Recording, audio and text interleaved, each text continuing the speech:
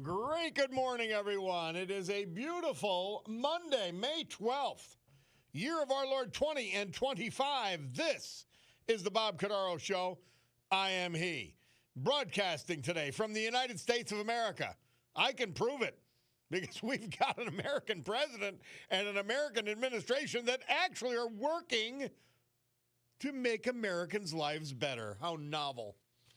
It's also the place where the brave, like the veterans we salute thanks to John Basiliga, James R. Petch, McAdoo, Vito Shimkus, Dalton, John Donacci, Sugarloaf, Louis Santiso, Lake Ariel, Dr. Charlie Curtin, Scranton, and Conrad Malucci, Dixon City. We lost them this year, but we celebrate their lives today. The United States of America, founded with a certain knowledge and understanding by our incredible, irreplaceable, indispensable founding fathers, that the government is not to be, cannot be, shall not be our parent, our guide, our direction, our salvation. Not any of these things, but is nothing more than a necessary evil we require to organize and protect society. Anything more, and they will take away your freedom. That's human nature. The United States of America, the country where, for the first time in human history, freedom was declared to be an unalienable right granted to each individual by God. It was not something that could be parceled out to groups. Freedom could not be controlled by government or government officials because our great American Constitution ensures and codifies freedom of speech, freedom of religion, freedom of association, economic freedom, and freedom of the press. Whether we like what they say or not, we know better. Now, armed with these freedoms, and only because they had them, a ragtag bunch of immigrants, rejects, and their progeny created the richest, most powerful, most culturally diverse and accepting nation ever to grace our planet Earth. America, the only place specifically invented and designed so that every American can live their life in the manner they choose, unlimited by their background, upbringing, race, color, or creed, unhindered by the government or those who would use government to control others for their own comfort, benefit, or power. This Bob Cordaro Show will always be convincingly conservative, lovingly logical, proudly and passionately patriotic, and reliably right. And yes, we intend that double entendre. As we gavel to order this meeting of the Club for Common Sense and promise you a sanctuary of sanity for the balance of the morning because we need it. Somebody just listening to those tapes, and I still call them tapes, listening to the clips that were played, they said, wow, just wow. How lucky are we to be rid of these people? Amen. It's unbelievable. It's hard to believe they were this bad. And then the appearance on The View was nothing more than a continuation of the first debate. He's losing his place. He's mumbling gibberish. He's straining for words. And fortunately, instead of at the debate, he had his wife, Jill, to bail him out.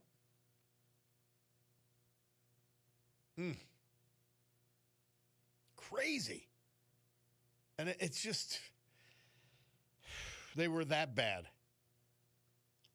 I was at a funeral for my friend on Saturday, Butch Harding, and he was a great guy, a private investigator, used him a lot, and friends with him for a long time, friends with the family.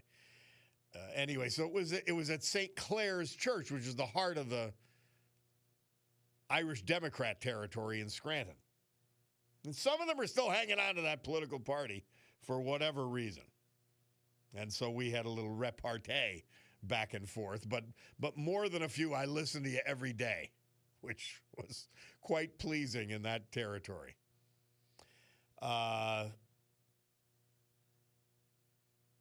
So Cutie and I went to on Friday to a Terra 519. I love hanging around that bar and that place. It's just great. And the nightclub was hopping down below, Sergei's. Saturday, we went to the Altar House, little Mother's Day celebration. Yesterday, Glen Mara for a Mother's Day celebration for my mother, for my sister-in-law's mother, and obviously for my sister-in-law and Cutie. So a good week, great weekend.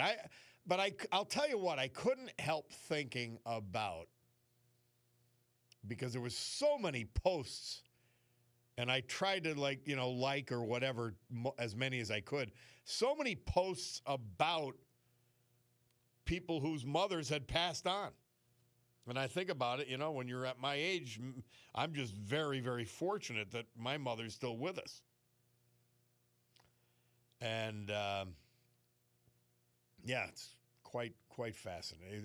It's a bittersweet day for so many people, but a beautiful weather day, Sunday in particular, to sort of accent that it was Mother's Day. So I hope you had a good one. I hope even those of you who may have lost your mom, I hope that they are, you had great memories of her.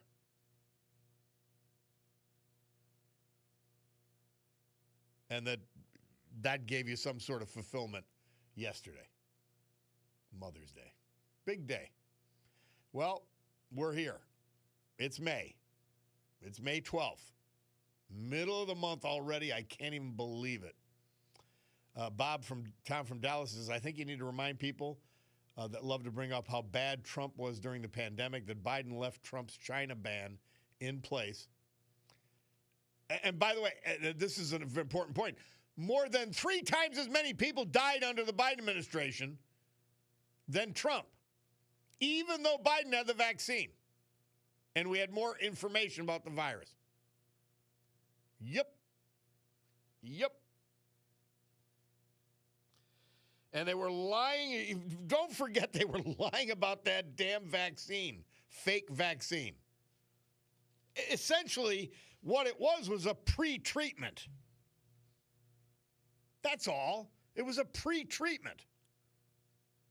And that's fine. It was for what it was, because it allowed us, at least the more sissified among us, to say, okay, we can go back to business. We go back to the real world. Small businesses can reopen. We're not going to do this forever. It was insanity. Well, we got a bunch of stories to cover today. These idiot Democrats. I mean, they're an ICE facility that you can see mostly online. They're pretending they're going to break in the doors in New Jersey to get in there and make sure that the illegal immigrant criminals, I might add, are okay. And I don't mean criminals just for breaking into the country. These are all felons and above, but they're worried about them. I was in 11 prisons. You didn't see any of these idiots coming in for me or any of the Americans in there. Oh, my God. It's beyond a disgrace. Trump's going to the Middle East. But before that, they're going to disclose the details of the China deal. And then, look, these things are not going to be perfect. They just aren't. They just aren't. But the Chinese said uncle. There wasn't much activity in the Pacific ports in the United States, but they were looking to unpack billions of dollars worth of goods back into China, back into the Red Menace. Oh, and then this drug price move, man, it's going to get opposed by the pharmaceutical companies, but the most working class agenda I have ever seen. And I'm going back, including FDR. Unreal. So, I mean, how many things can we absorb? I don't know. We'll take a break, though. Bob Cordaro, WILK, will return.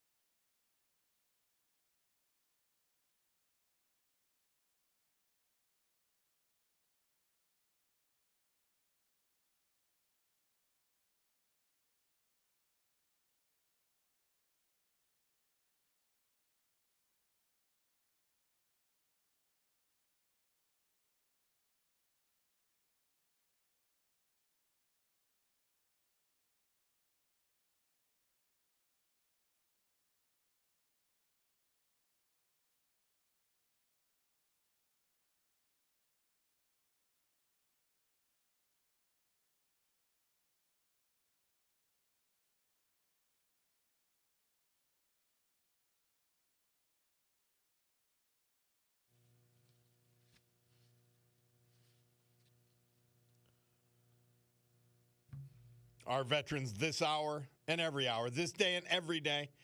Brought to you by John Basiliga and his incredible companies. Led by the original Eastern Roofing Systems. Commercial throughout Eastern United States and beyond. Residential everywhere you hear my voice. You get every trick they learned, everything they know in their commercial enterprises at your home. Serenity Care, 4 facilities in Lackawanna, Luzerne County. Clean, bright, great food, great care. Setting the standard for elder care in Northeast Pennsylvania. Serenity Care. Basiliga Hospitality. Restaurants, bars, banquet facilities like the Stegmeyer and Wilkes-Barre, beyond parallel. And J. Bass Realty. Some of the most beautiful apartments and apartment complexes and some of the best Class A office space in Pennsylvania. James Petch. He was 91. He was from McAdoo. Born in Hazleton.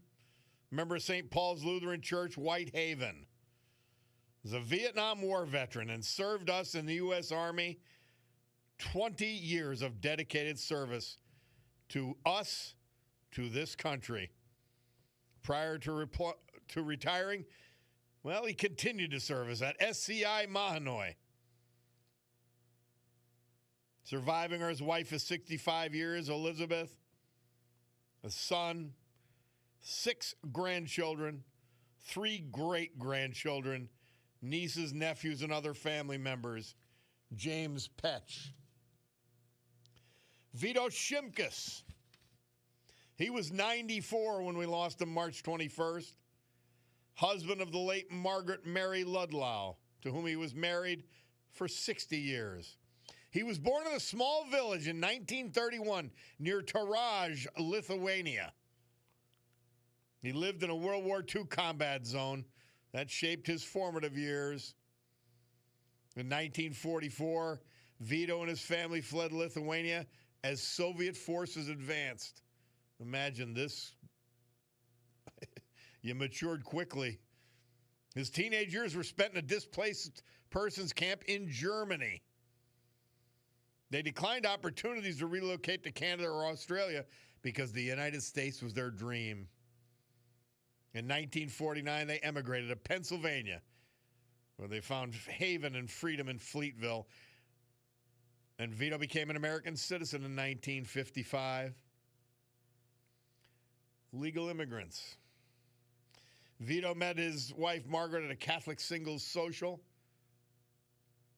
They purchased a house in Dalton, and they raised 8 children there. He returned to Lithuania when it declared its independence from the Soviet Union in 1990. He was a draftsman with international correspondence schools, Poly Filters in Dalton, GSB in Clark Summit. And after he retired as a draftsman, he was stocking shelves for 28 more years at Weis Supermarkets. He left that 2 weeks before his 90th birthday because he had to go home to care for his wife full time. He took care of his obligations without hesitation. He's survived by 7 children, grandchildren, and tragically preceded in death by his son, Jimmy. Vito Anthony Shimkus, our great veterans this hour.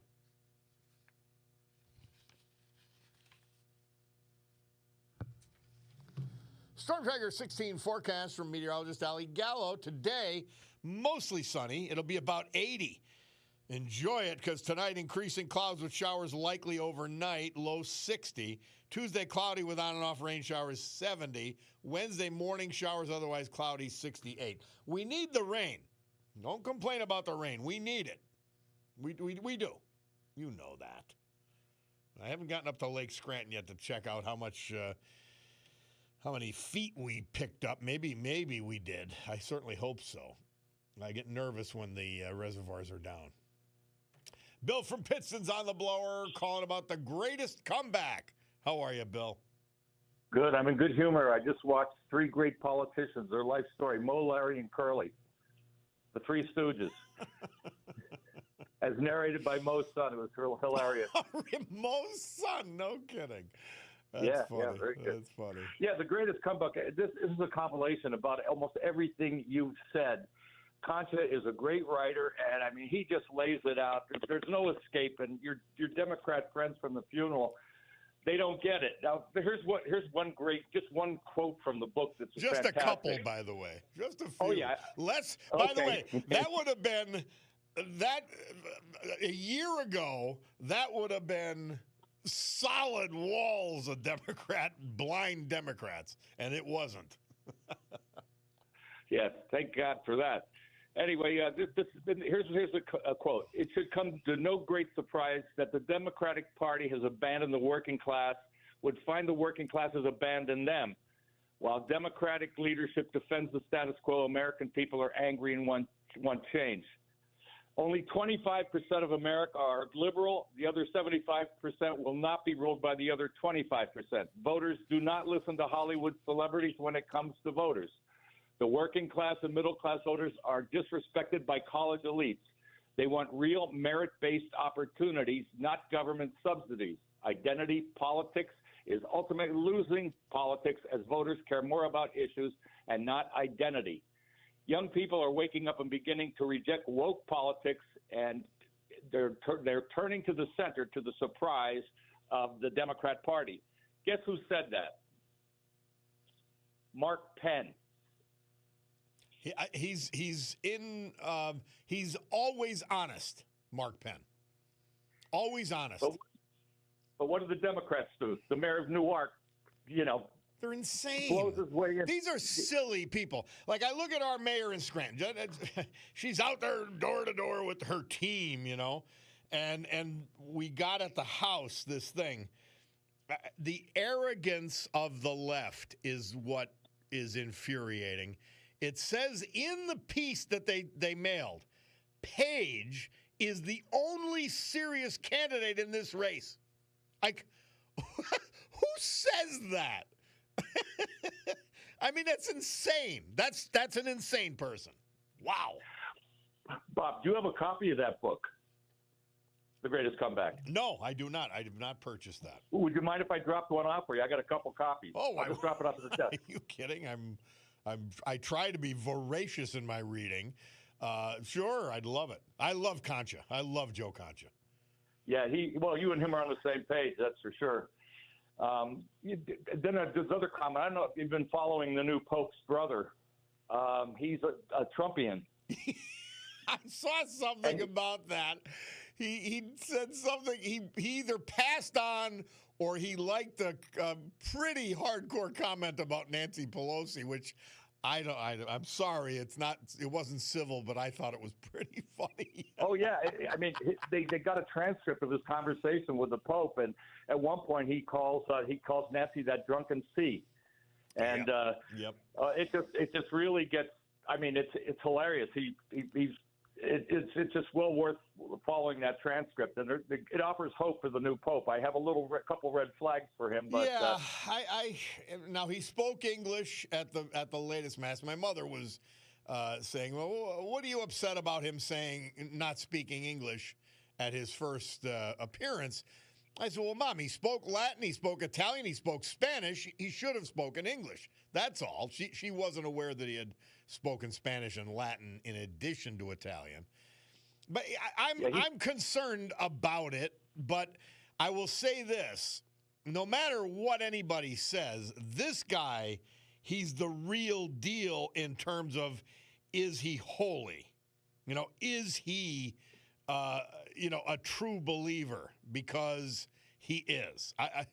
I think, just read a little bit now that you brought him up.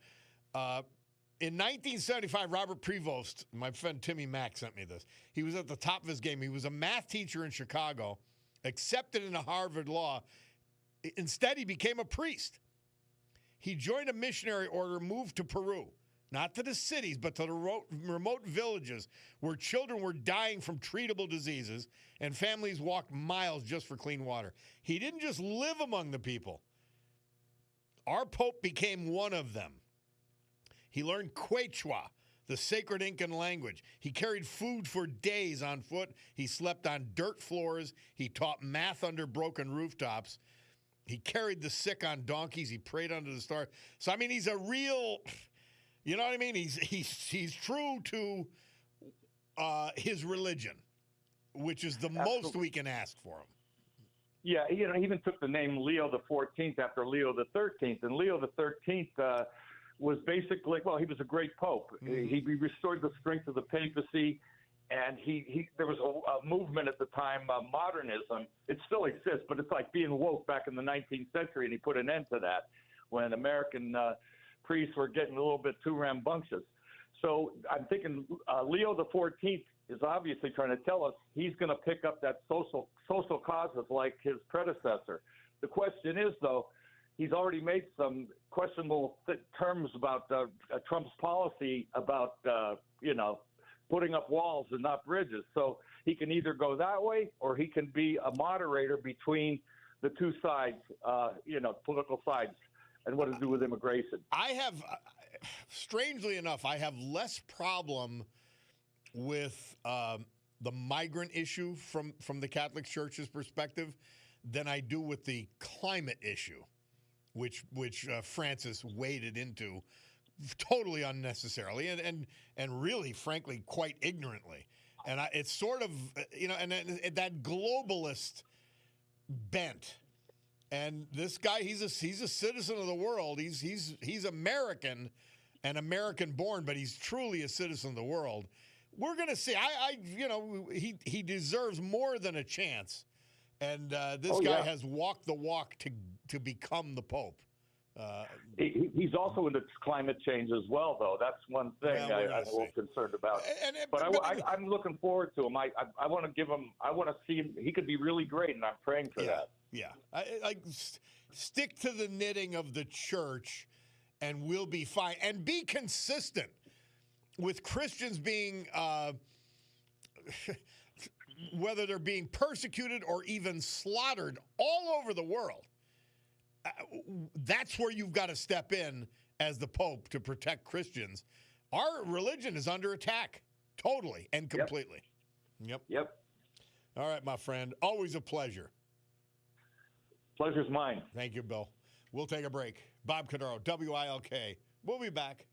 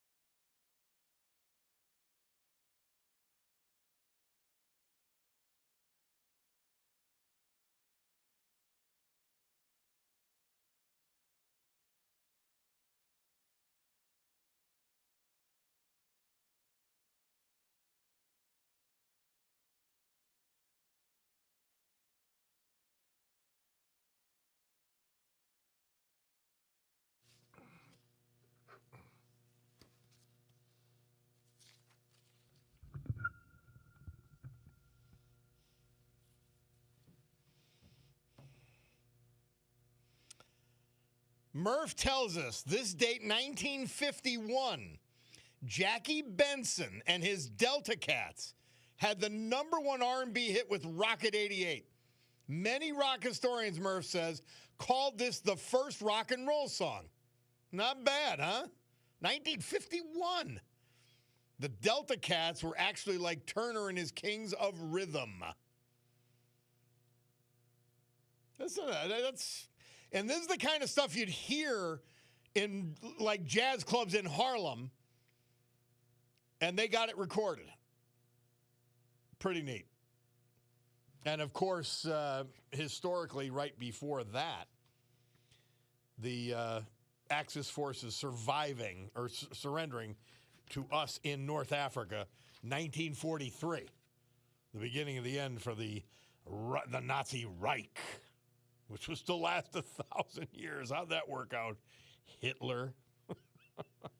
I mean, it was a repository for bullies who were going to just pick on people. That's what it was.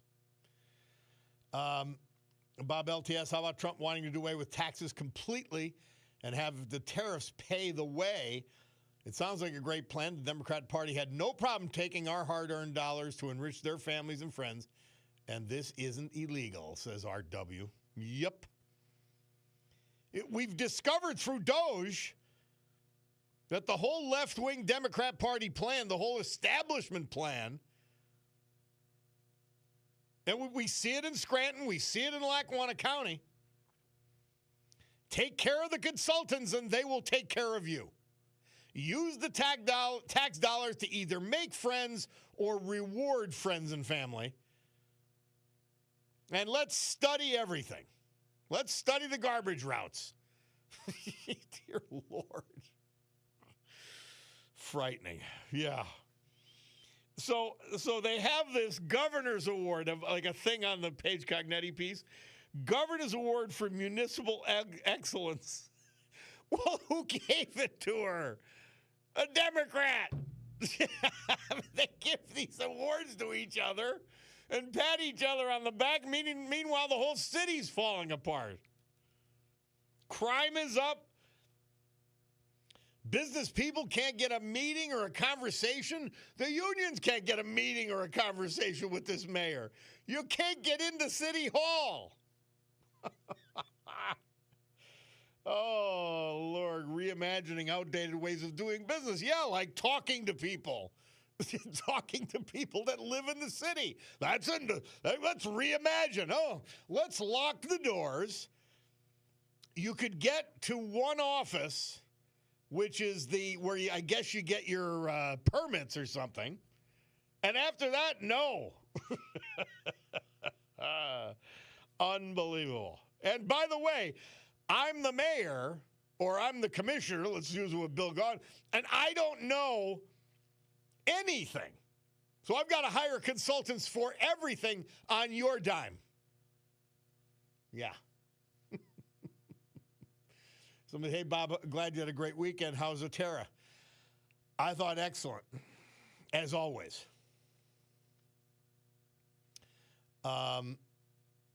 Yeah, and look, it's a restaurant. You get reviews of all kinds. But I know this. Every time I've been there, it's been outstanding. And I love it, and I love the atmosphere. Absolutely do. Somebody said I was going to take my wife Dre for her birthday and trust your opinions. Do it. Listen, you go there, and I can't wait till they open the restaurant down at the Stegmeyer Mansion. But you go to Terra 519, and like you're going to know you went someplace special. Like you're going to say, man, this is an occasion. It just feels big time. I said it's understated Manhattan. It's first class, everything done right. We've gotten to know the people that work there, and they're just great people. So, all right, let's talk real quick, because we got on the other side of the news, we have Monday Musings with John Perillo. But Trump is talking and talking and talking. And by the way, this is why I don't get excited about the stock market. They're up 1,000 points today because of a 90-day deal with China. Now, the drug price executive order he's going to sign would be bad for pharmaceutical stocks, I think. But he's signing a drug price and pharmaceutical price executive order. They've got the China trade deal, which buttons things down for 90 days, which is a lifetime in terms of trade. He's going to the Middle East.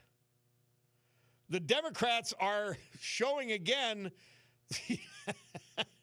I mean, if they don't say that men are having babies and can have babies, they're saying that we love illegal immigrants who commit crimes. We love them. The Trump administration brokered an India-Pakistan ceasefire. And you got two nuclear-armed countries there. Don't think it's too far to affect us. And we don't know where it's going to head, but there's a tentative agreement to meet Thursday. Putin with Zelensky. How does that go? I don't know. Putin's a bad actor. He's pro-Russia, but he's pro his image of Russia, not the Russian people.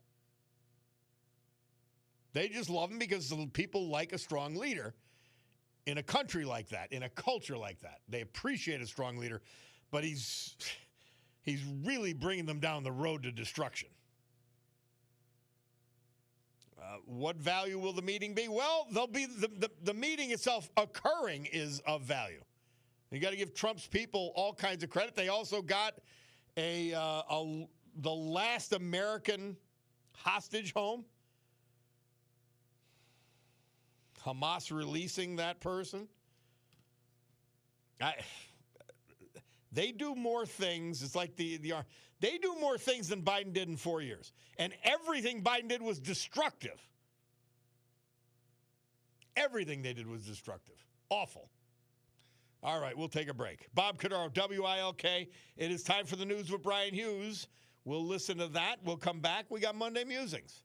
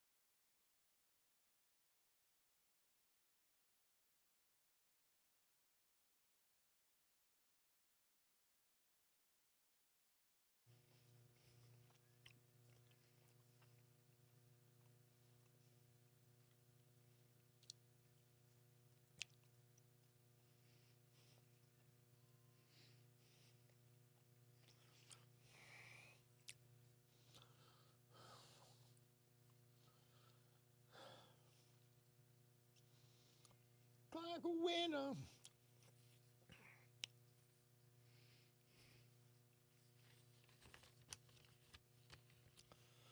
Thank you, Leon. Great good morning, everyone.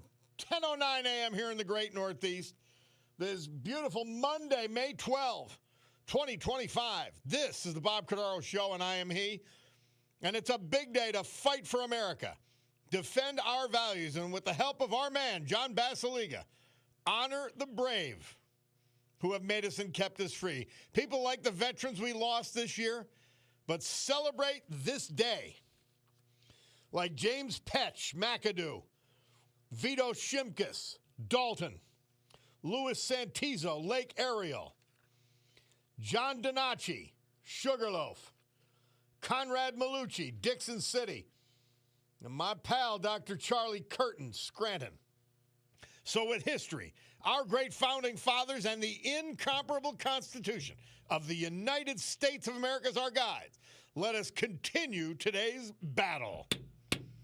Gaveling back to order after a brief news adjournment, this meeting of the Club for Common Sense. Yep, we're back. I'm watching, one of you guys sent me, I don't even see who it is. I will look, actually I'll look now. But a flyover. Oh, my man Alan Goldstein sent it me. Flyover of Scranton with a drone. It's pretty neat. Pretty neat. Doesn't look so bad. You know, then you get to the streets that Paige Cognetti failed to pave, and the garbage that's on the streets and everything else. Yeah. We've had developers put together great projects despite the Cognetti administration. Not because of it, not with the aid of it,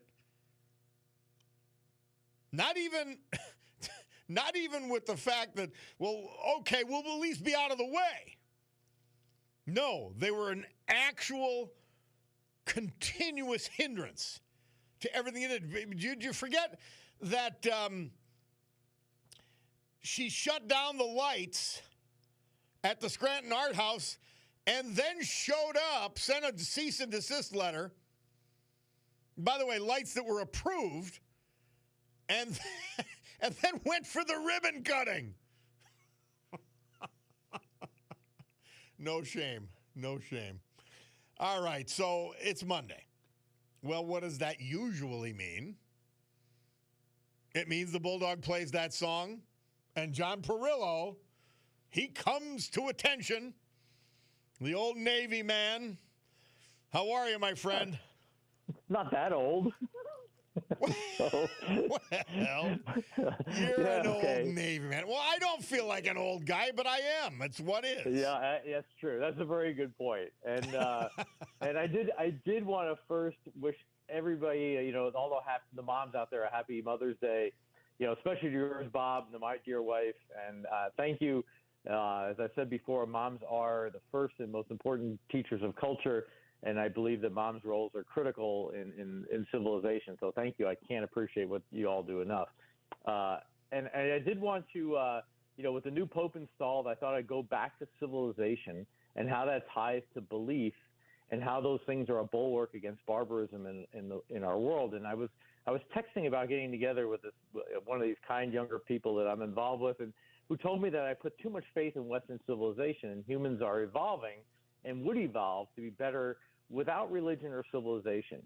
And, I strenuously disagree with that. What idiotic school did they learn that from? Oh, my God. Wait. What idiot? I mean, that professor and that school, they deserve like one of those, you slap them in the face and then you come back really quickly with a backhand.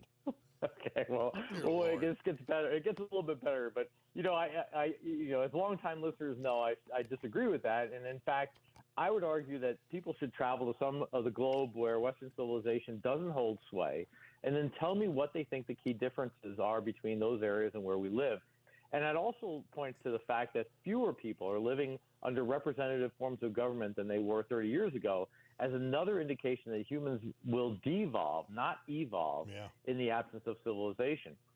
And listeners have also heard me say on many occasions that much of what is good in Western civilization comes from our Judeo-Christian traditions, and not all of it. The Greeks, the Romans, and even the Enlightenment contributed some very important ideas, but concepts like the equality of man, the fact that all men are flawed and therefore power should be separated, those come from our religious beliefs. And yes, the Enlightenment managed to come to equality, but that was some 1,800 years after Christianity did. And those beliefs are, or maybe were is a better word, so embedded in our beliefs that people now take them for granted, and they shouldn't. They're not natural. They are not a function of the evolution of man. In fact, modern man keeps trying to move away from them. And we've already discussed how beliefs like communism and even mysticism, to some extent, actively attack our religious foundations because in the absence of religion, people consider themselves to be gods themselves, just like the pharaohs of ancient Egypt did. And then there was a bit of a kerfluffle recently about the fact that there are parts of the world that are not breeding at replacement rates. And Vice President Vance mentioned it, so did Elon Musk. You've heard it here a couple of times. But to summarize, if Elon's every couple doing his part. Absolutely, yes. But if every couple doesn't have 2.1 children, populations begin to decrease. And places like South Korea are breeding at 0.75, which means that they will disappear as a culture in about 3 generations. China's estimated to be at 1, but I suspect that the government reported number that you're getting there is actually higher than it really is. U.S. is about 1.7, Europe 1.4. And for my young friend, that means that the populations in these areas will continue to decrease, and eventually groups that breed at higher rates will supplant them. And that's not a political statement, by the way. That's just math. It's inarguable. In our children's lifetime, Europeans will not be the majority in much of Europe anymore. China will collapse demographically if that trend isn't reversed, and the people of European descent will be the minority in the U.S. Again, it's not my opinion. It's just math. And it's worth asking what the new majorities will believe in if it's not Western civilization and what that will mean for our grandkids. And there was a Jewish British journalist, a woman named Melanie Phillips, who wrote a book about how Jews and Christianity built the West and only they can save it. And I wanted to explore some of those ideas that she mentions there because she makes the point far better than I do. And because if we don't try to change the destruction of the basis of our civilization, it will collapse. Evolution is not going to save us. And there are a couple of issues that she talks about that I think are worth exploring further. And the first is the West's inability to defend Israel against those forces that want to exterminate it. And that's kind of the classic wedge issue. And, as we've discussed in the past, in a postmodern world, there is no right and wrong. And that has been supplanted by oppressor and oppressed. And that means that no matter what the people of Gaza do, they are the victims. And no matter what horror is perpetrated on the Israelis, they are the aggressor. And her point was that if we cannot distinguish good and evil in that conflict, then how can we expect to distinguish good and evil in anything? How can anyone call for a ceasefire or anything that only allows for more Israelis to be slaughtered in the future? And I think that's a key point. We seem to have culturally lost the ability to say something is right or wrong. And that's a function of the willful destruction of religion and another example of devolution, not evolution. Right or wrong, only oppressor or oppressed, right? You need more proof? Looting and burning of stores is wrong, period. The fact that we can't say that universally anymore is a sign of kind of a profound sickness in our culture. It's the beginning of the collapse of civilization. Thou shalt not steal is not a suggestion. And the only way to justify it is to destroy religion, right? So perhaps you could call that evolution. I don't. But to me, that ambiguity around right and wrong, things like the Israeli conflict is a symptom of that. And Ms. Phillips believes, as I do, that Judaism is, and I'm going to quote her here, the philosophical backbone of the West, unquote. And the reason that both the Islamists and their unknowing and unwitting allies in the left want to destroy religion, and particularly Judaism and Christianity, is because they know that it needs to happen in order to destroy Western civilization, which they mistakenly believe will create a certain kind of freedom. But it's the Old Testament that first introduced the concepts of civilized values like compassion, fairness, care for the poor, putting others first. All those concepts are Hebrew in origin. It's the New Testament that said that all men are created the same in the eyes of God, not evolution. And the non-evolving humans were and are brutal to those not of their tribe. And if you don't believe me, go visit the Middle East, right? Spend some time in sub-Saharan Africa. Understand that the death of a bunch of troublesome minorities in the invasion of Ukraine is a plus to Putin, even if they were Russian, right? Look at the widespread enslavement of the Uyghurs in China. Now, absolutely, get some very basic civic advancements from the Greeks, like the concept of representative government. Although I'll point out that the Hebrews picked their leaders long before the Greeks did, and our concept of civilization comes from both the Greeks and the Romans. But if we put everything on a scale, it's the Hebrews who have carried most of the weight of what we enjoy as being part of Western civilization now. And to my kind young friend who says that I put too much weight on our condition on Western civilization, it's my contention that I don't come close to putting nearly enough weight on it. Yeah. Right? And Ms. Phillips compares much of what we see in Western culture making groups as an autoimmune disorder. And man, I wish I'd come up with that phrase because I think it's brilliant. What she's saying is that our intellectual class is acting like that disease, destroying our ability to fight off the infections that are trying to kill us. And we can and certainly should study other cultures, but we should do that while understanding and prioritizing ours. And the reason why there are Islamic no-go zones in Europe and now here in the U.S. is because we refuse to enforce our own core concepts, in part because we barely know what they are, right? And Ms. Phillips goes on to say that it will be up to the Jews and Christians who built the West to save it. And by the way, you might appreciate this, Bob. My young friend is a filmmaker, and we had discussions about how every film in the competition that he had entered was about disconnectedness and meaninglessness of life. And his work is really excellent and managed to show some real flashes of true beauty, in an otherwise really bleak world. But overall, the body of work in that competition was very bleak and dark. And I want to compare that to what Ms. Phillips wrote about Judaism. Judaism, in Ms. Phillips' words, is, quote, a formula for celebrating and affirming life. The oldest non-biblical reference to Israel is from sometime around the 13th century BC. BC, that's 1,300 years before the birth of Christ. And the Egyptian pharaoh Meropas, he commissions a monument dedicated to the defeat of the Hebrews. The monument is designed in such a way that it can be read by every nation at the time. And it says, quote, Israel is laid waste, its seed is no more, end quote. That's 1,300 years before the birth of Christ. And yet the Egypt of the pharaohs is gone. And every other single nation that was designed to be seen, that was designed to see that monument, they're all gone, right? Every one of them, except one. Yeah. The Hebrews. Neat. The Hebrews are still there, right? And Israel has the highest birth rate of any Western nation because, as we discussed, having children is the greatest form of faith. And the reason they have the highest birth rate is because Jews are part of a nation state that spends time to understand and make sense of their existence. And that's the lesson we need to learn if we're to outlive our pharaohs. And Ms. Phelps notes that Judaism teaches, quote, to live lives framed by biblical rules without which individual existence becomes shapeless, end quote. Those rules give us meaning, and they're the antidotes for the despair and the search for connectedness because they bind people together as people. Christians are now beginning to feel the hostility that Jewish societies have felt for millennia. And so far, nobody's talking about the extermination of Christians, but they most certainly are talking about the extermination of the values of Christianity. And perhaps it will take that same pressure. And what follows that? Right. Well, but I think maybe the good news is maybe Christians will respond with some of the same cohesion that the Jews have come to rely on for their very existence for millennia.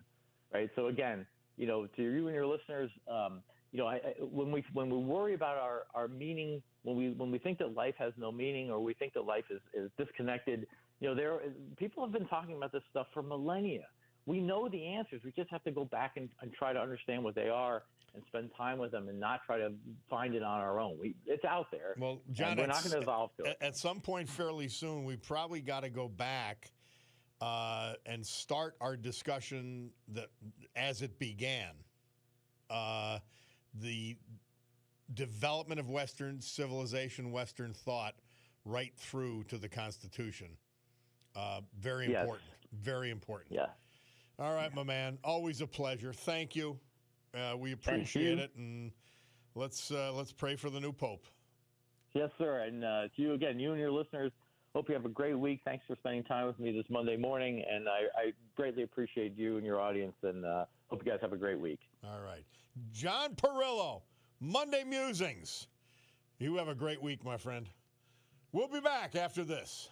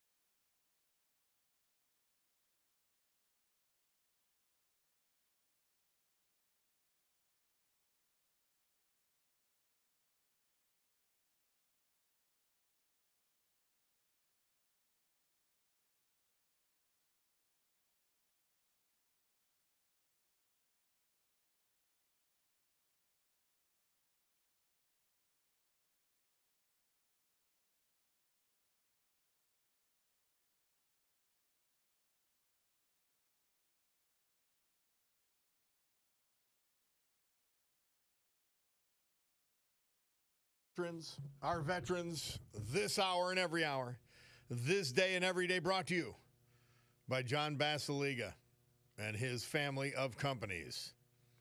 Like Basiliga Hospitality, some of the greatest event spaces and restaurants anywhere.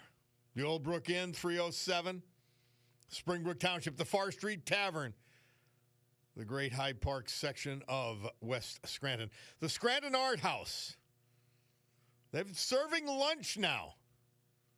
Good food. I'm telling you, the best popcorn anywhere. Terra 519, the class of restaurants in Northeast Pennsylvania. Sergei's Live, the nightclub. The Stegmeyer Mansion. Event space without parallel. Wilkes-Barre and Queen City Tavern Elephant. Coming back soon.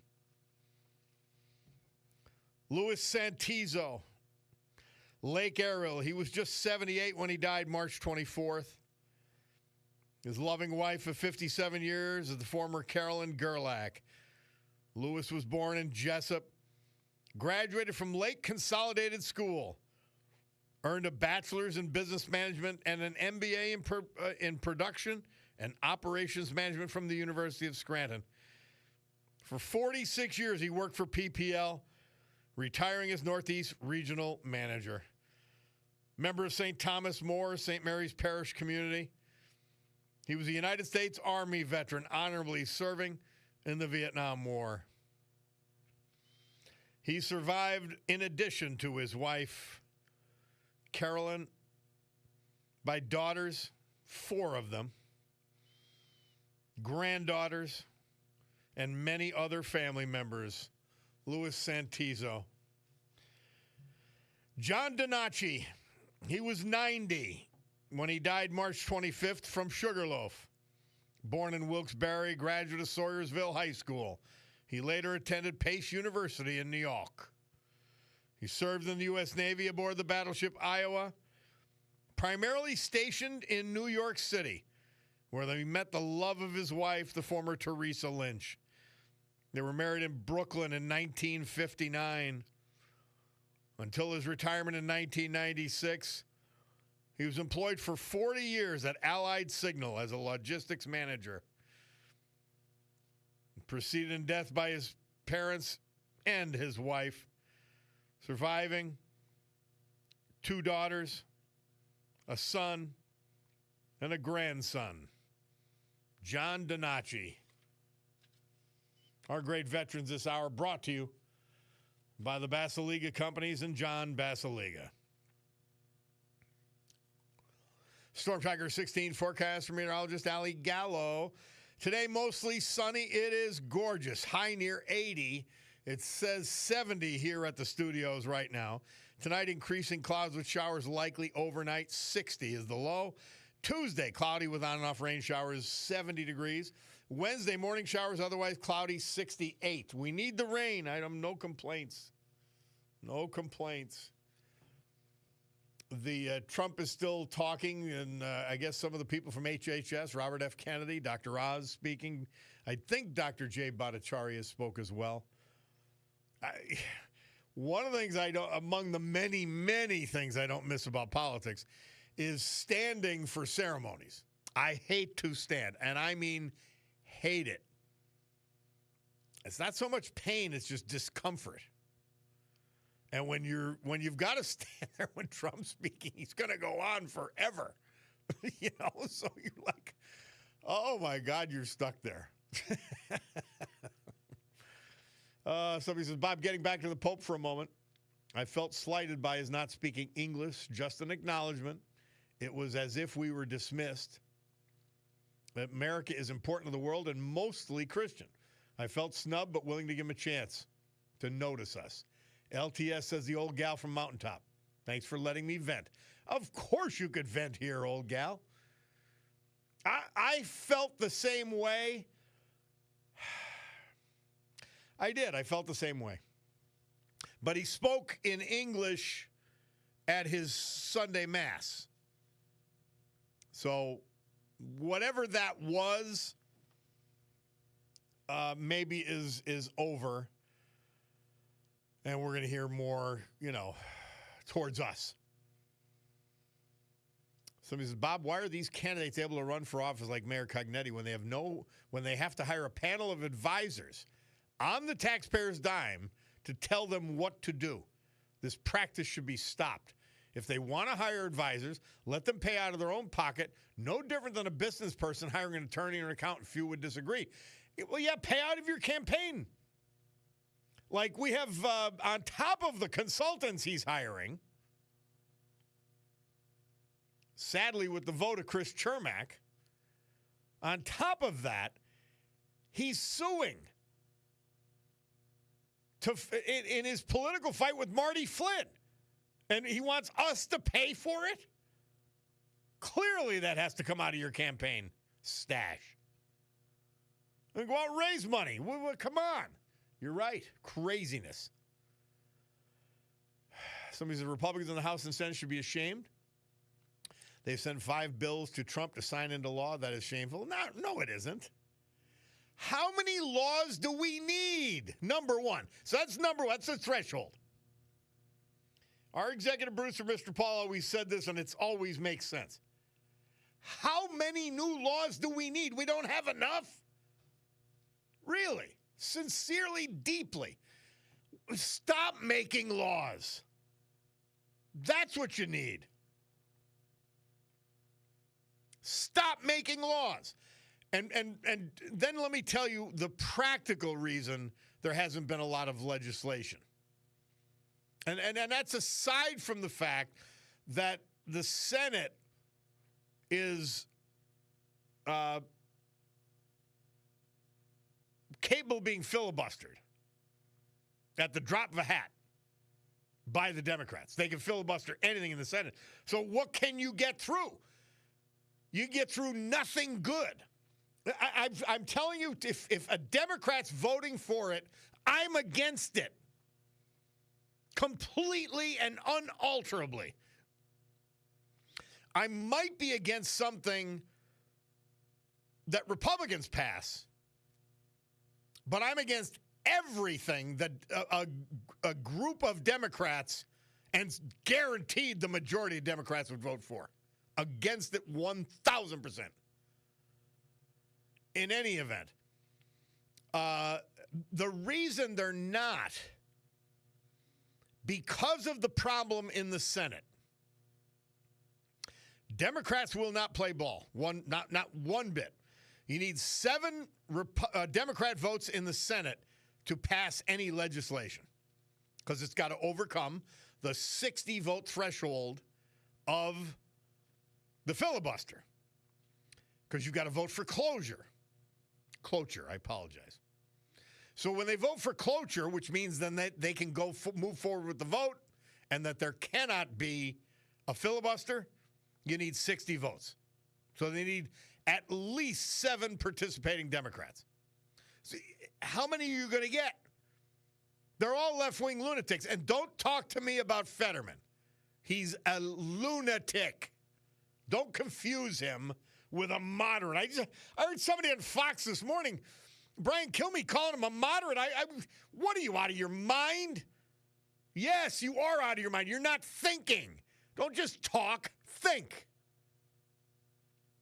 Anyway, that's why nothing can get through. It's not the fault of the Republicans. You can't get 7 Democrat votes in the Senate. Now, let me add another reason.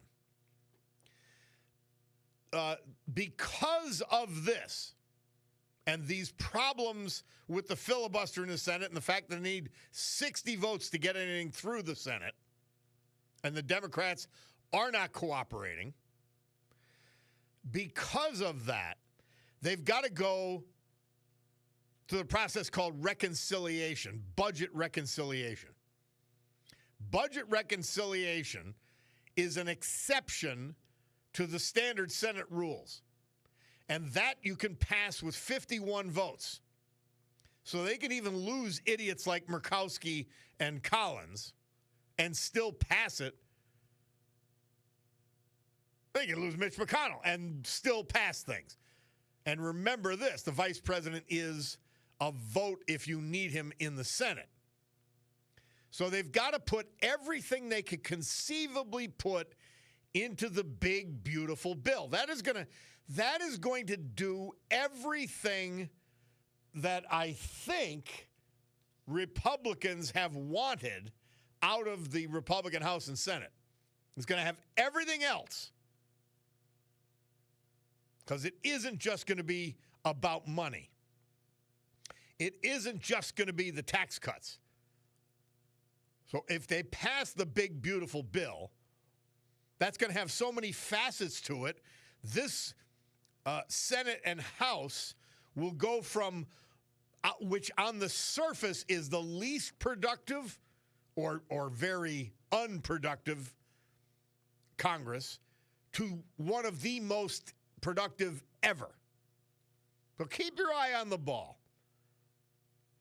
There's only a few Republicans, the two that I just mentioned, Mitch McConnell, a potential third. But other than Murkowski and Collins, everybody else has been doing their job. But understand what we have. Understand what has to be done.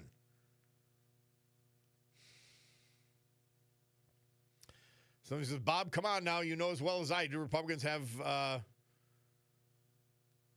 don't even know what that says, 400 members and 90 members in the Senate still doing nothing. I don't even know what you're talking about. Seriously. I have no, and by the way, that means you have no idea what you're talking about. If I can't even understand what you're saying, where does that come from? That's silliness. Oh, Lord. Calling them same person calling them spineless cows. No, the fact is this. We don't need legislation. Please tell me what legislation we need. I really want to know. What more laws do we need? We need less laws. We need less, not more. We've got plenty of laws. We should be excising about half of them. So, yeah, okay, if they get together and vote to get rid of laws, I'm in. But anything the Democrats will support, don't pass it. Because it's probably wrong and it might even be evil.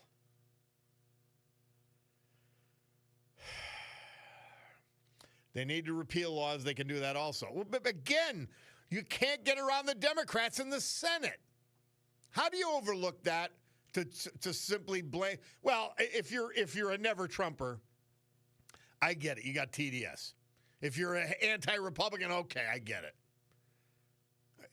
But I'm saying in the real world, in a world that makes sense, how do you ignore the truth and the fact and the reality that to pass anything other than through reconciliation, which means it has to be budget related, or it's got to be part of a budget related bill, which you only have one or two shots at. So you can only pass it once a year. You can't get around the Senate Democrats. And since you're probably going to lose Murkowski and Collins, you need it even more.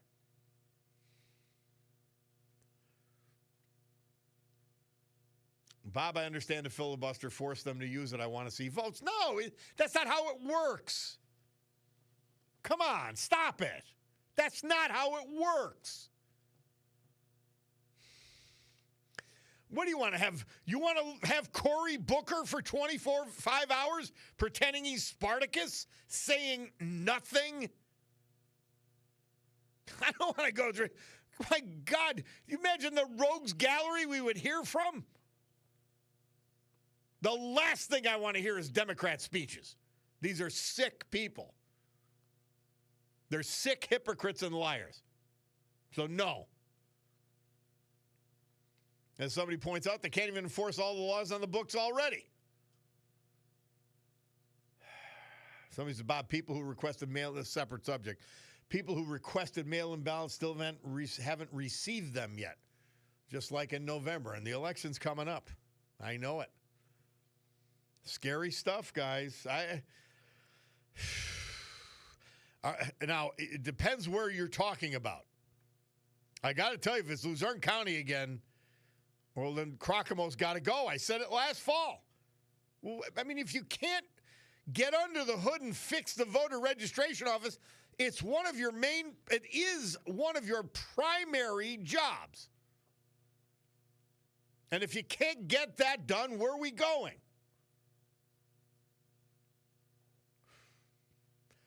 Somebody else on the other subject we started the 9 o'clock hour with, Bob, Biden has to leave the stage immediately. He's now becoming a worldwide embarrassment. Becoming. He has been. Somebody says every Sunday pundit agrees. Democrat and Republican, whoever is behind this circus act should be investigated for elderly abuse. Don't forget, this clown, he still thinks he's sharp. You heard what I played him. Not even speaking words.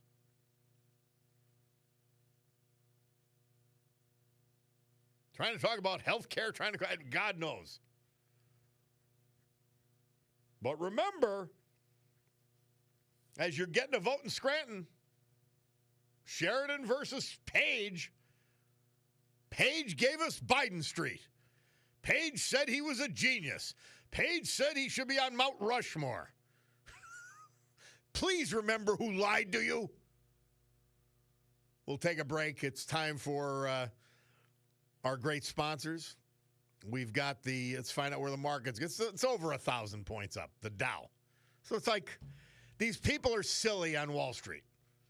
Please detach yourselves from what they're doing. And we'll hear all that from the Bloomberg Money Man. And then we'll come back. It's the Bob Cordaro Show.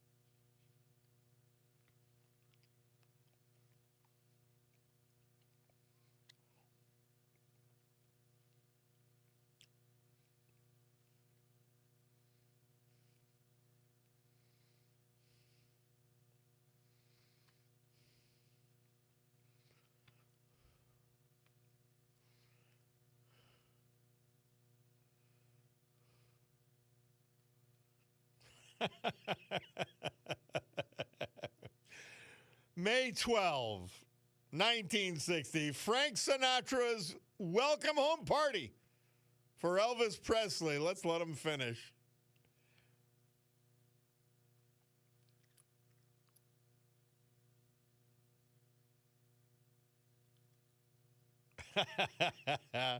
It was broadcast on ABC TV. Murph says the ratings for the show were through the roof. Elvis and Sinatra did a duet with Elvis singing Witchcraft and Frank singing Love Me Tender. That's actually interesting, groundbreaking. They were singing a duet of different songs. Pretty interesting. Hey, did you ever think about our Insider Club? Get the latest news, traffic, and trending audio with WILK Insider Club newsletter. I get it every day. I love it. And that's not on the script. We bring you the top stories, podcasts, contests, and more every weekday. Easy to sign up. Download the free Odyssey app, AUDACY. Search WILK, and make sure to follow us. Just click follow in the upper right-hand corner. It's that easy. The biggest stories, local podcasts, weather, breaking news, right to your inbox. The WILK Insider Club newsletter.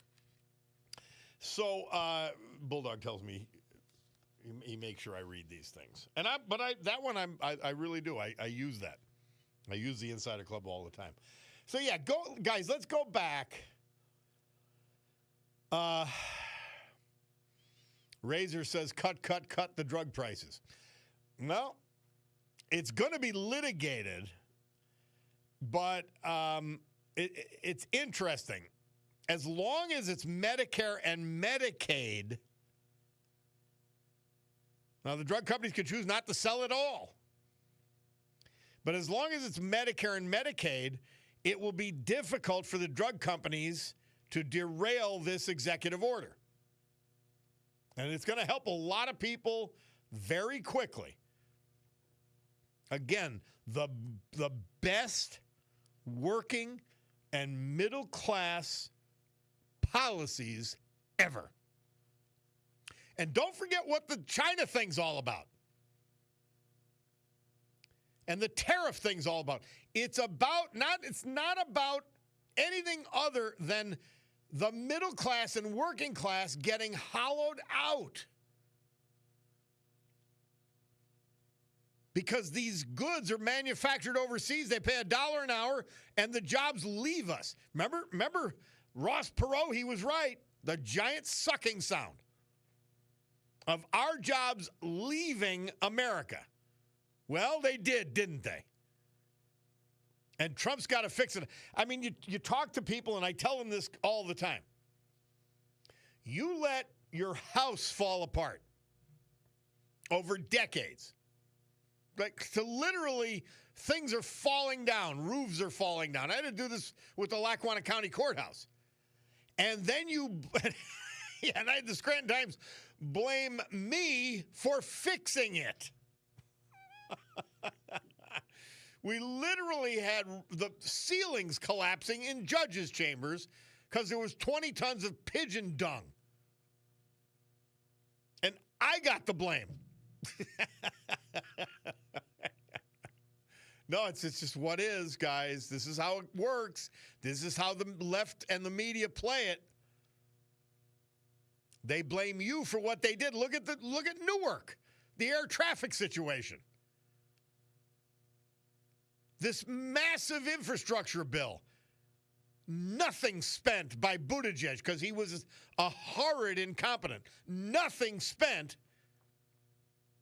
to fix the traffic control system. Nothing. All they cared about is, let's make sure we got more diverse people being hired. No more white people being hired for air traffic controller. We don't care. By the way, they didn't care if people of color and women didn't want to sign up. They didn't care.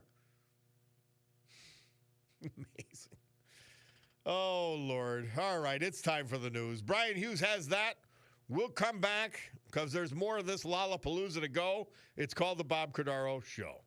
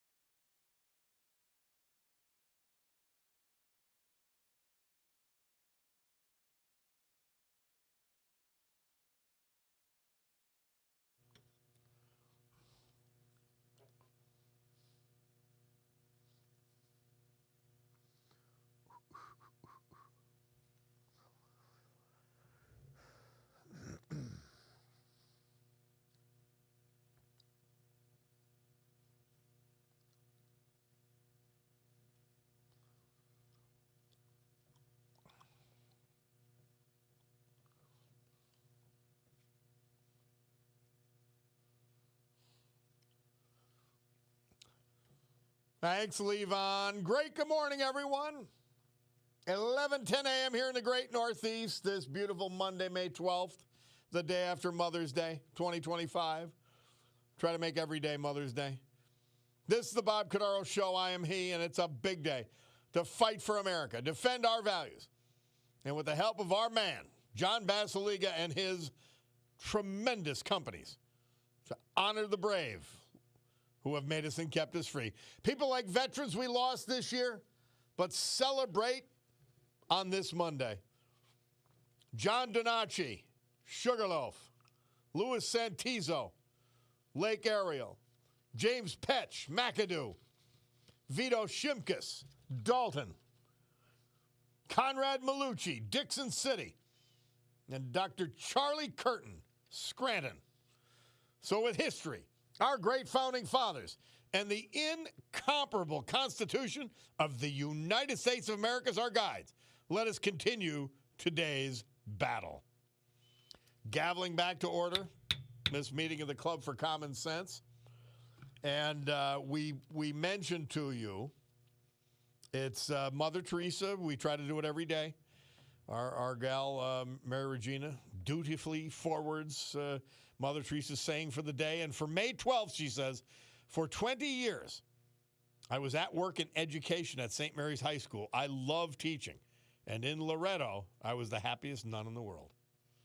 Well, she got a higher calling and a much, much more difficult calling. And taking care of the poor, the poorest of the poor. Yeah. So my man Mark Mayer sent me this, and I got it from a few other of you, so I thank you. So Robert Prevost becomes the first American pope, okay? So Cardinal Prevost took the name of Leo XIV, and he's the 267th pope in history. Well, if some of you remember Jimmy Carter, he had a brother named Billy. It's always pesky family members, you know? And so while Robert Francis Prevost was elevated to this and is now our Leo XIV, his brother, his older brother, Lou, is a huge Trump supporter, okay? And there were some things he posted, okay? He says, Obama and the Democrats, they suck. They're one very small step from being full-blown communists, longing for the total destruction of our way of life and turning this country into a dictatorship and a racist one on top of that, okay? Here's more thoughts from Lou. He's got a picture of these disgraceful Democrats. Now, you're looking at Nancy Pelosi, the clown with the cane, who keeps trying to get Trump, who had to get taken out of the, what is that fool's name? I forget. Anyway, he's a person literally of no note. But it's got a picture of this rogues gallery of Democrat idiots. And that's what they are. They're reprobates. There's no value to them whatsoever. And so he says, no matter how much I disagree with you or your political views, I would never key your car, passing on something. And then another thing that he commented on or produced, Lou Prevost, from about 2 months ago, is first of all, Elon is not finding wasteful spending. He's finding kickbacks, money laundering, and theft. No wonder they're screaming for him to stop. Then he forwards this thing from Jimmy Fallon.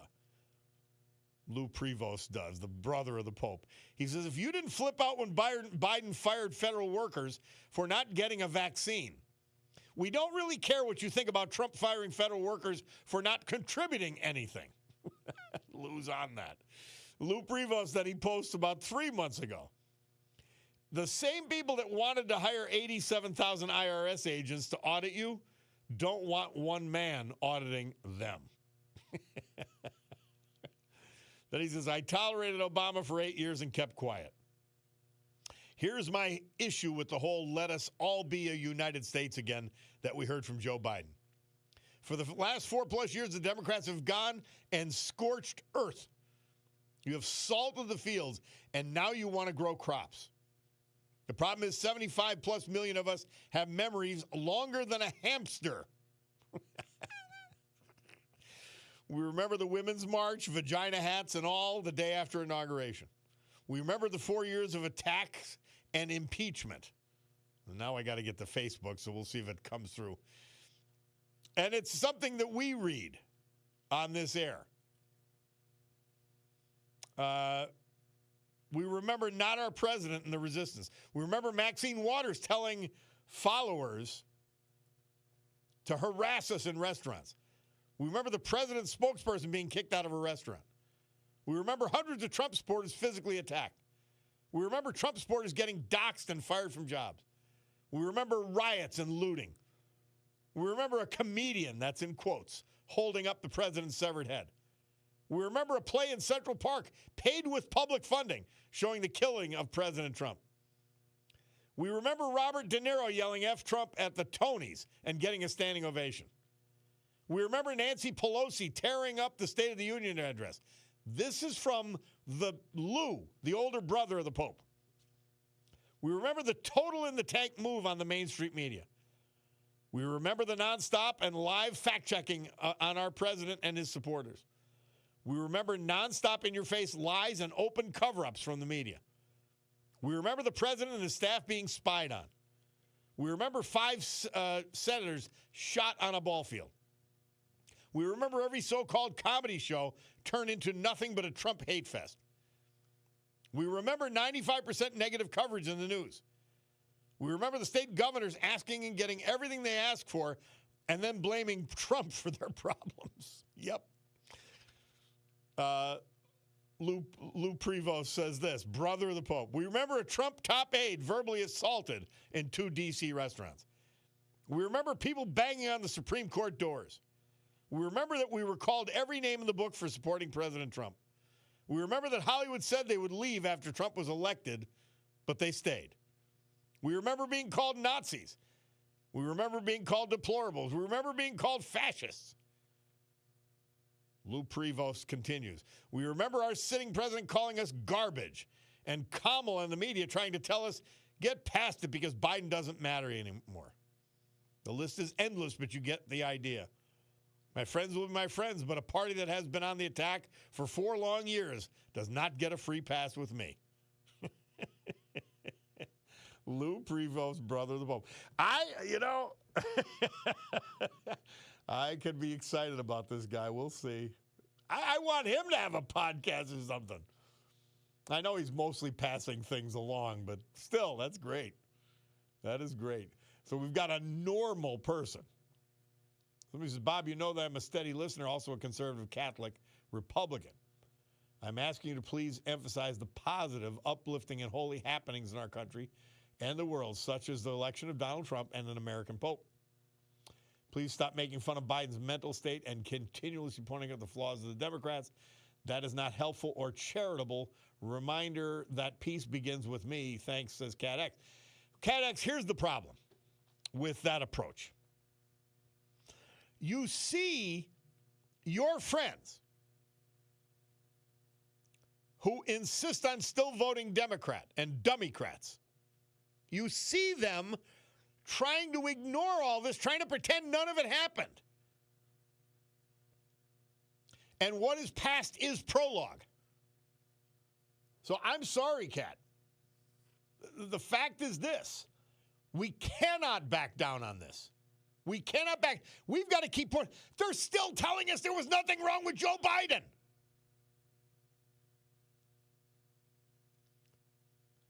Joe Biden on The View tried to pretend he did something positive with regard to COVID when 3 times as many people died while he was in office than Trump.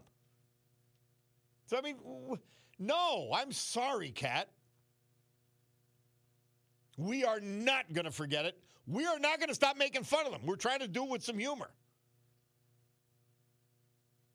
They have a sick, diseased ideology. We're not going to stop. Not going to do it. And I love you. And I really don't consider myself Catholic Republican. I consider myself conservative. I'm not worried about parties. But, yeah, that's the way it's got to go, CatX. So hang in there. Believe me, I guarantee you, if we stop talking about it, they will pretend it never happened. They're already trying to pretend like Kamala Harris is intelligent. When we watched her. So, yeah, no, CatX, okay, with due respect, we're not going to do that. Let's take a break. Bob Cordaro, WILK. We're going to come back. We got a candidate for district judge in Kingston, Bill Hardwick. He's going to join us. It's the Bob Cordaro Show.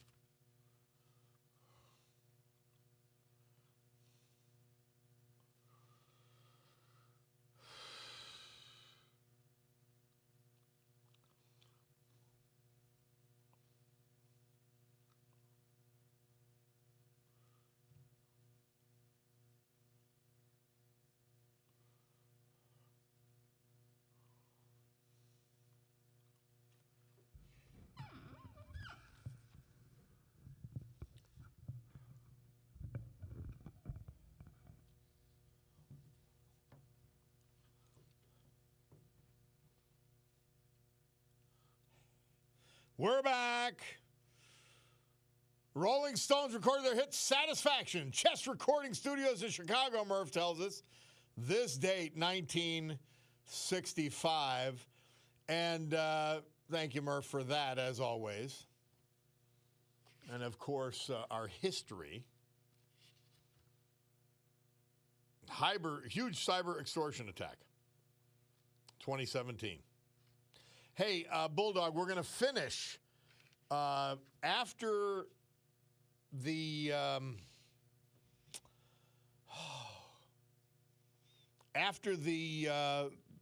Bloomberg Money Minute break. We're going to play Perry Como because he passed away this date, Murph tells us, in 2001.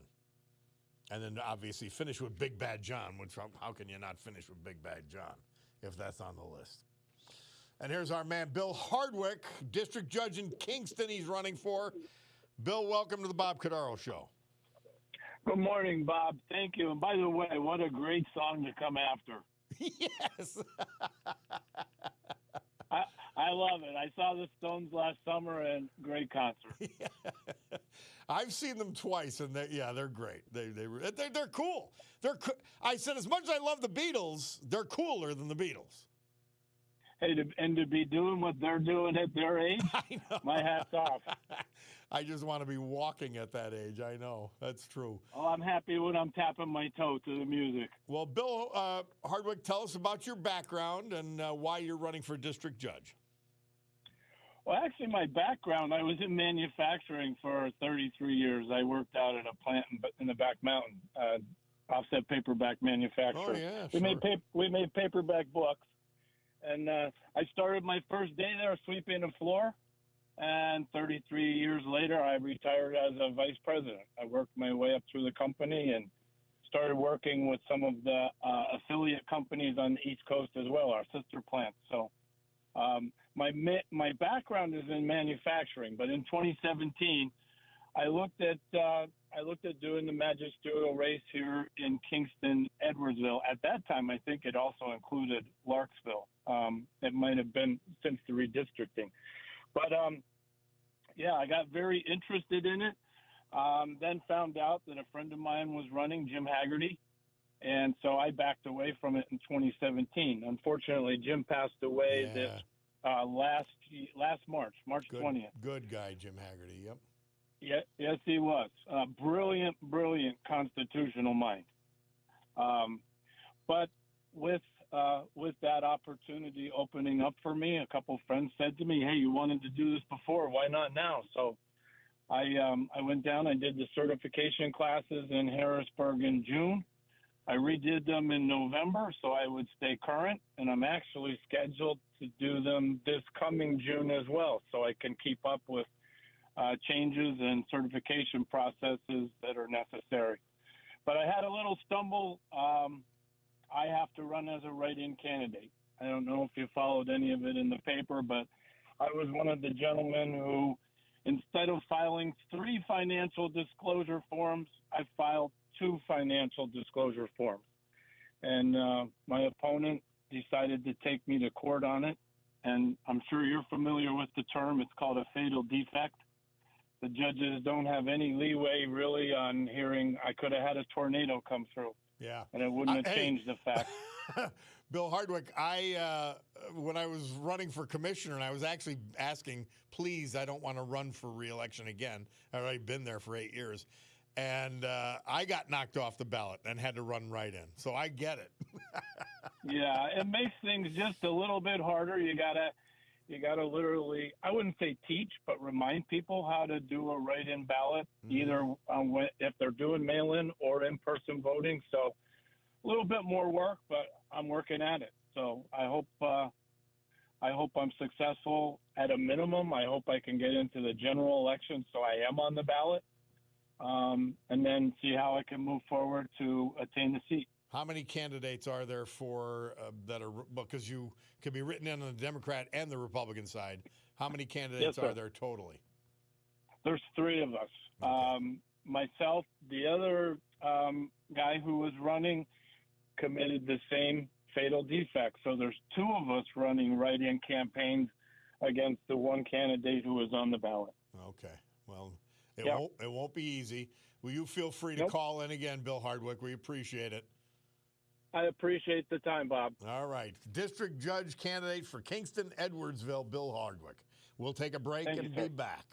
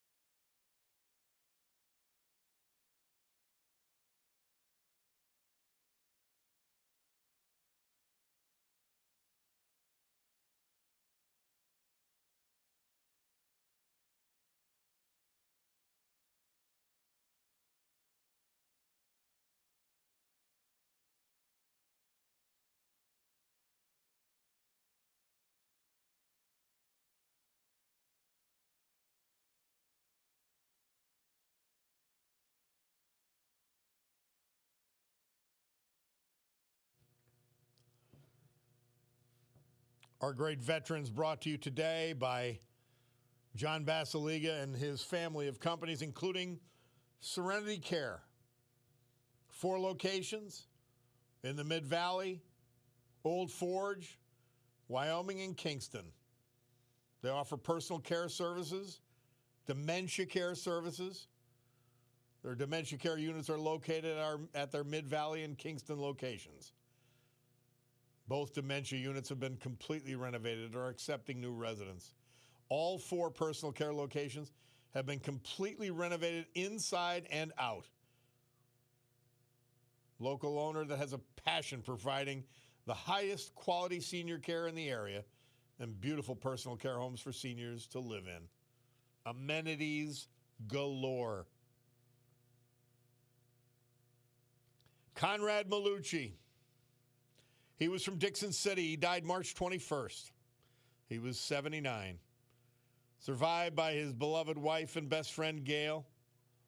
They celebrated their 25th wedding anniversary last October.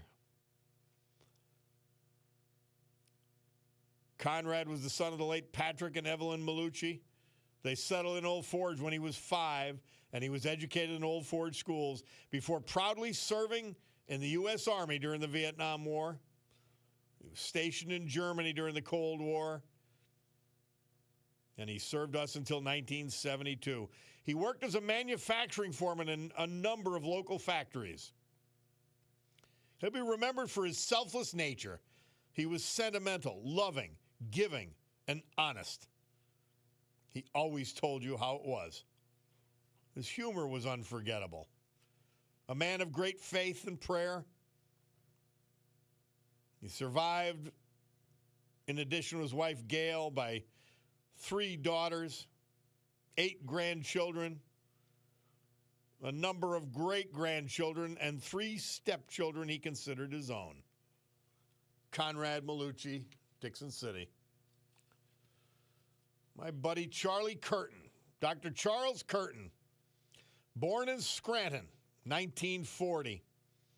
He passed away March 19th at Stanford Hospital in Palo Alto, California.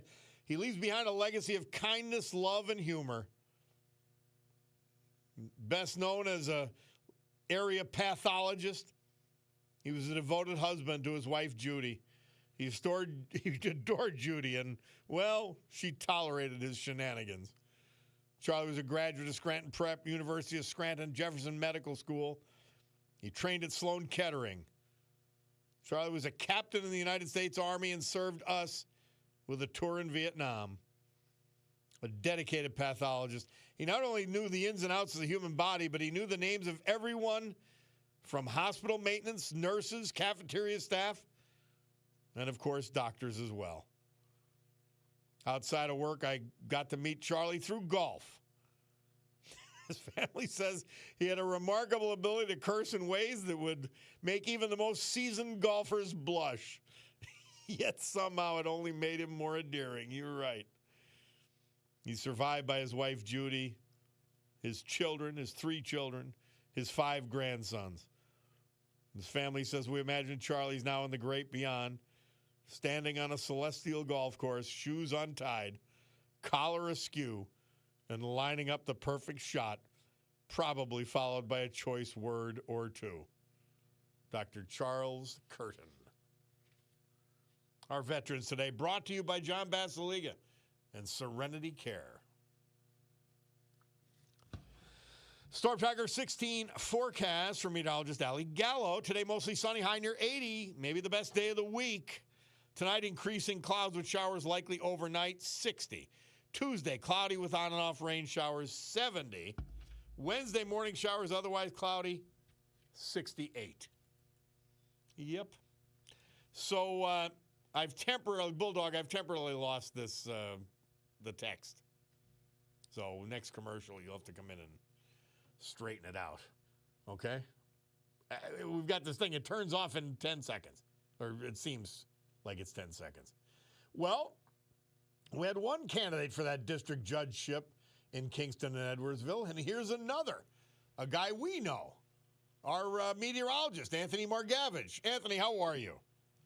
I'm good, but that's actually my brother, Mark. I'm Mark's brother. Oh, well, same family. That's a good thing. Yeah. How you doing, Bob? Love the show. Thank you. Long-time listener.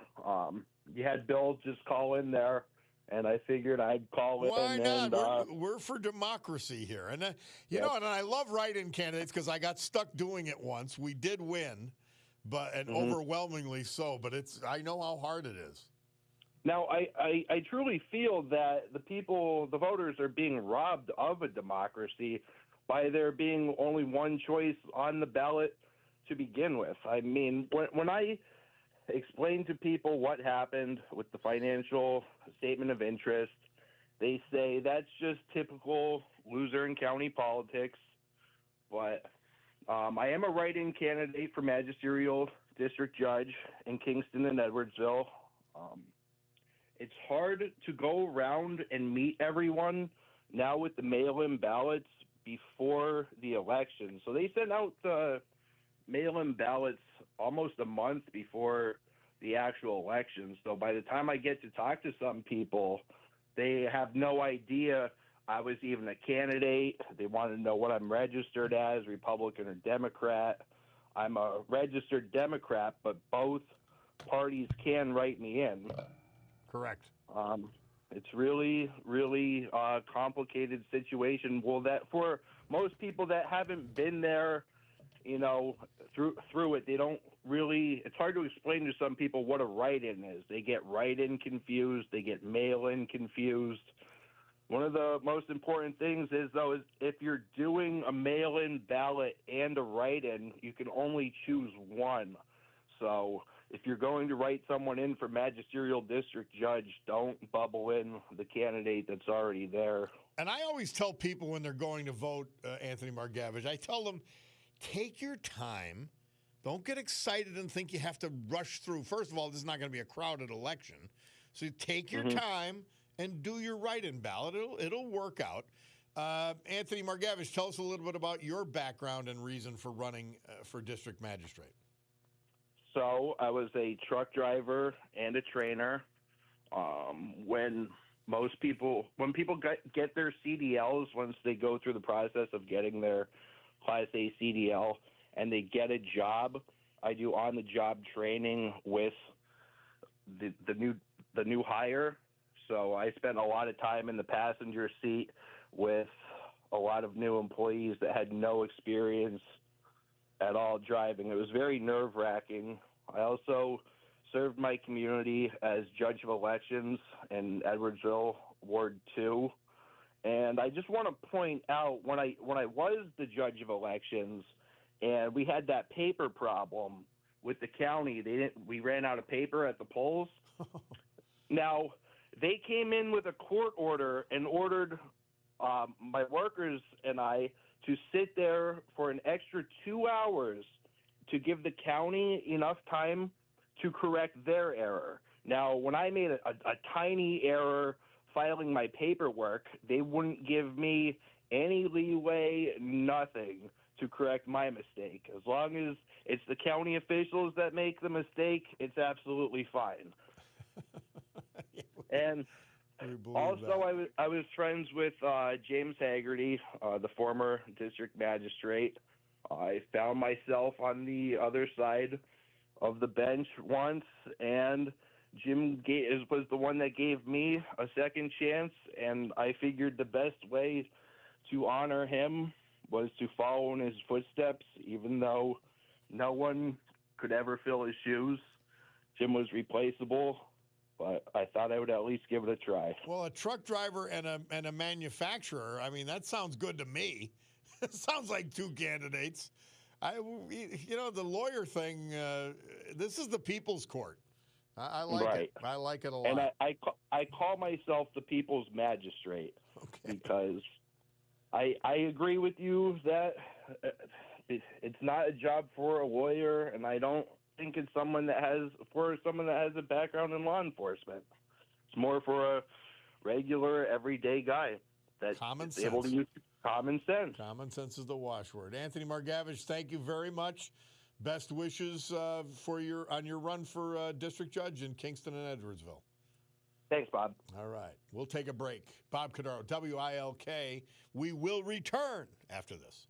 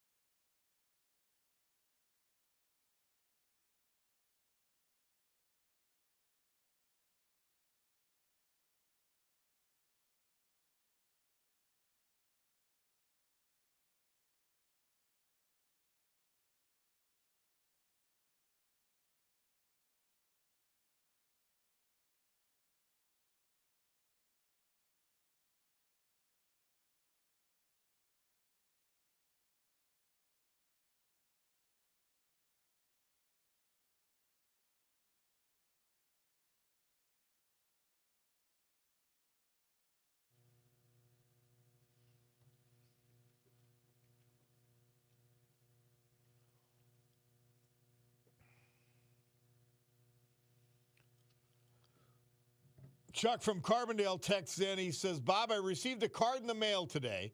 Judge Amory Wheatcraft for Superior Court and Matt Wolford for Commonwealth Court. I never heard of them or their records or political views. Do you know anything about them? Chuck, I had them on the air twice, and I will have them on the air again.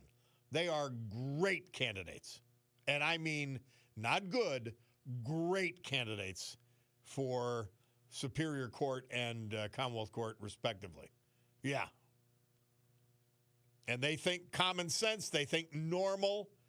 They're skeptical of government. Yeah. These are the people we want. So if you've got some things from Judge Wheatcraft for Superior Court and Matt Wolford for Commonwealth Court, they are great candidates. Now, we can't do anything about it until the fall. But we got 3 characters that we've got to get rid of on the Supreme Court. And I'm hoping, that people get it. We got to get rid of Wecht, Donahue, and Doherty. 3 left-wing lunatic Democrats on the Supreme Court. Got to get rid of them. Big deal. It's hard to run a write-in candidate. It's a shame 2 good guys that we've just talked to having that headache. It isn't easy. I want to tell you, people say, well, it looks like it's a failure of the candidate. But for someone, and by the way, it happened to be twice in one election. It might have been Freudian that I didn't want to run. It really might have been. And so I ended up having to run as a write-in.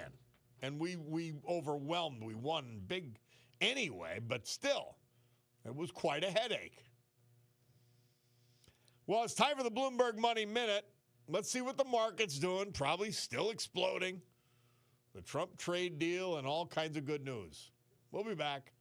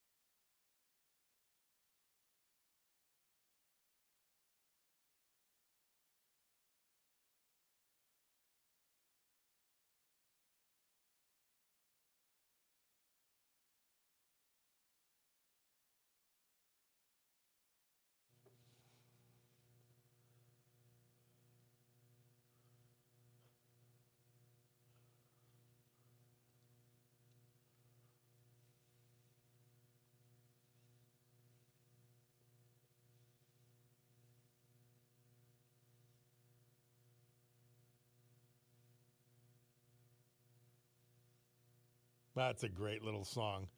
Murph tells us this date, 2001. Perry Como placed 34 songs in the top 40 between 1954 and 1973. Passed away a week before his 89th birthday. Catch a Falling Star. We're going to finish with Big Bad John by Jimmy Dean. Because in this date, 1962, it was the top hit for the year in 1961. So we're in. We're all in. We love that song. We got our coal miner roots. We get it. And I'll try not to talk over it too much.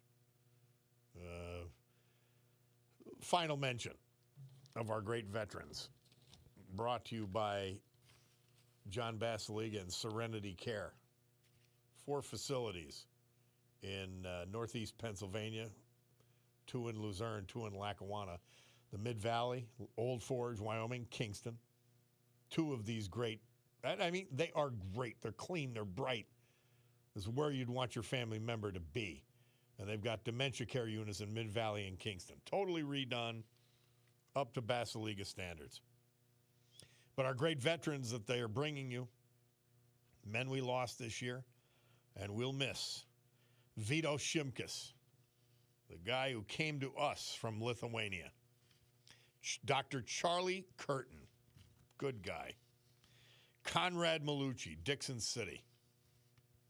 John Donacci, Sugarloaf. Louis Santizo, Lake Ariel. And James Petch, McAdoo. Great veterans. We will not forget them. We cannot forget them. We cannot. All these horrible politicians, yeah, we can't forget people who really did the job for all of us. So we'll finish with Jimmy Dean's Big Bad John. Sue Henry Show is next. The Rob O'Donnell Show is after that. And God willing, we'll be back here tomorrow morning. Our Bentonville, Arkansas guys checking in. We love that. Absolutely love that. We have listeners all over the country, and we get a kick out of it.